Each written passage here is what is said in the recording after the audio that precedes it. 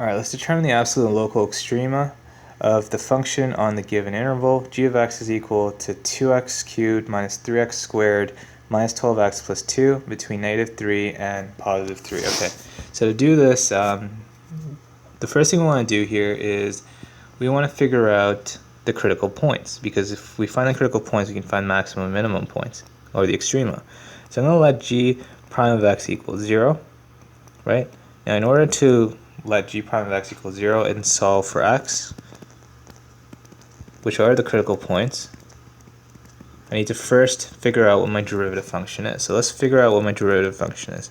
So g prime of x, if I do the derivative of 2x cubed minus 3x squared minus 12x plus 2, I basically get 6x squared minus 6x minus 12. Okay? And in this case, you want to figure out when g prime of x is equal to 0, so what values of x would make this derivative function equal to 0. So I'm going to let g prime of x equals 0. So in this case, 6x squared minus 6x minus 12 is equal to 0. And if I divide everything by 6, right, we get x squared minus x minus 2 is equal to 0. And if you want to solve for this, I'm going to factor this. So you get x squared minus 2x plus x minus 2 is equal to 0. X minus 2 plus 1, x minus 2 is equal to 0. So your two factors are x plus 1 times x minus 2 is equal to 0. So therefore, x is equal to negative 1 and 2. So these are our critical numbers. So we have two critical numbers occurring. Now we can also understand here that the degree of this function is a 3. So because this is an odd degree polynomial function,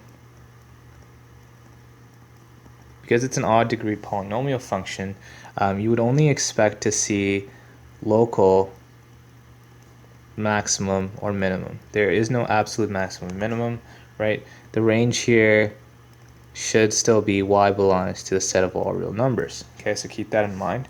So to find the local maximum and minimum points, I'm going to plug these values into your g of x function, right? So one of your minimum or maximum points would be negative 1 and g of negative 1, and the other point would be 2 and g of 2.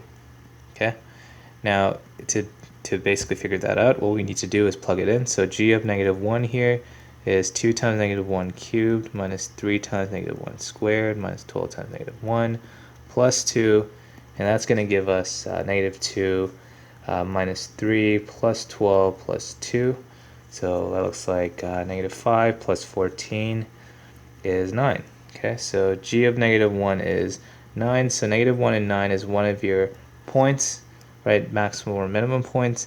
The other point, g of 2 here, is equal to 2 times 2 cubed minus 3 times 2 squared minus 12 times 2 plus 2, and that's going to give us 16 minus 12 minus 24 plus 2. This is what, 4 minus 24, negative 20, plus 2 is negative 18. Okay, so you can notice here that 2 and negative 18, this seems to be like the minimum point. This is your local minimum. Okay, so this point here is your local minimum, and the 1 and 9 is your local maximum.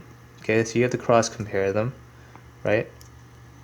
And this is consistent with the degree of 3. There should be 2 turns here, and a turn here is extremas, okay, or points of extrema.